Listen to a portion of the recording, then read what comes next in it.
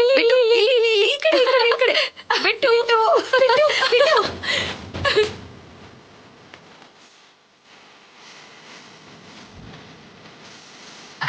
ಅಯ್ಯೋ ಬಿಟ್ಟು Out, yay! 1, 2, 3.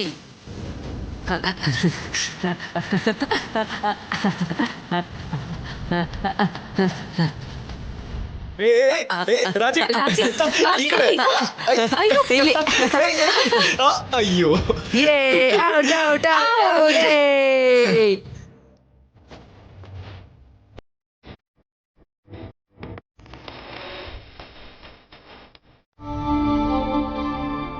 ಅಮ್ಮ ಅಮ್ಮ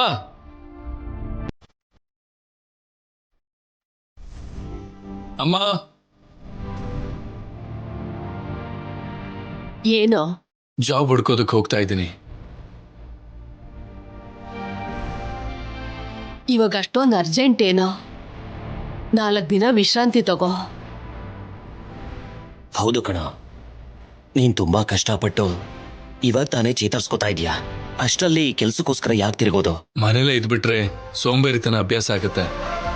ನಾನು ಹೊರಗಡೆ ಹೋಗಿ ಏನಾದ್ರೂ ಒಂದು ಜಾಬಿಗೆ ಸೇರ್ಕೋಬೇಕಲ್ಲ.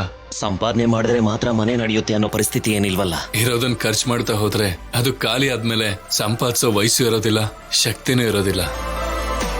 ಸುಮ್ನೆ ಕೂತ್ಕೊಂಡ್ರು ಬರೋದು ಸೋಂಬೇರಿತನ ಮಾತ್ರ. ನೀನ್ ಯಾವತ್ ನಮ್ಮ ಮಾತ್ ಕೇಳಿದ್ಯಾ? ನಾನ್ ನಿಮ್ ಮಾತ್ ಕೇಳಿಲ್ಲ ಅಂತ ನಿಮ್ಗನ್ಸಿರ್ಬೋದು, ಆದ್ರೆ ನಿಮ್ ಮಾತನ್ ಮೀರಿ ನಾನ್ ಏನ್ ಮಾಡಿದೀನಿ?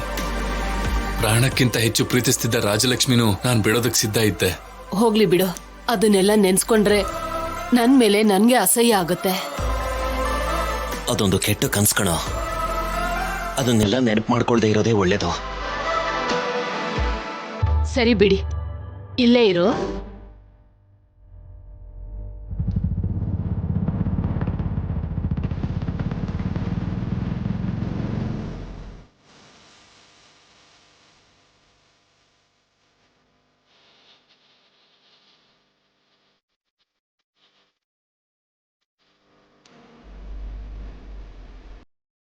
ಕ್ಷೇಮವಾಗಿ ಹೋಗಿ ಲಾಭವಾಗಿ ಬಾ.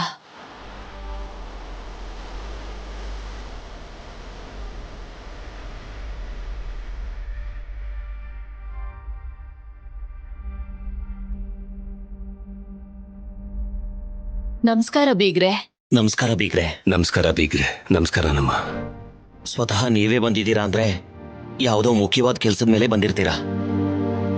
ನಾನು ಶೌರ್ಯಂಗೋಸ್ಕರ ಬಂದೆ. ಶೌರ್ಯ, ಹೇಗೂ ಹೊರಗೆ ಹೊರಟಿರೋ ತರ ಇದೆಯಲ್ಲ, ಬಾ, ಕೆಲ್ಸ ಇದೆ. ನಾನೀಗ ಜಾಬ್ ಟ್ರೈ ಮಾಡೋದಕ್ಕೆ ಹೊರಟಿದ್ದೆ.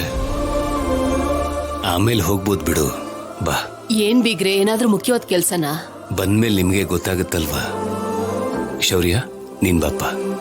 ಸರಿ ಅಂಕಲ್.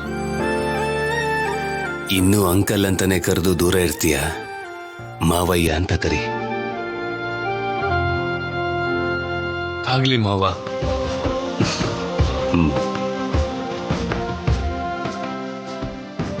ಹೋಗೋ, ಅವ್ರು ಕರೀತಿದ್ದಾರೆ ಅಂದ್ರೆ ಏನೋ ಕೆಲ್ಸ ಇರುತ್ತೆ, ಹೋಗು. ಏನ್ರಿ, ನಡೀರಿ.